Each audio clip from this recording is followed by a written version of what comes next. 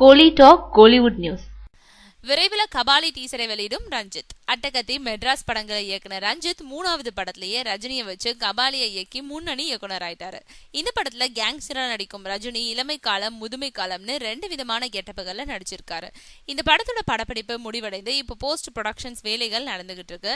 மேலும் படத்தை ஜூலைல வெளியிடவும் திட்டமிட்டிருக்கிறதா சொல்றாங்க. இந்த நிலையில ஏற்கனவே கபாலி படத்தோட போஸ்டர்களை அப்பப்போ வெளியிட்டு ரசிகர்கள் மத்தியில பரபரப்பை ஏற்படுத்திட்டு வரும் ரஞ்சித் அடுத்தபடியா கபாலி படத்தோட டீசரை வெளியிட தயாராயிட்டு இருக்காரு.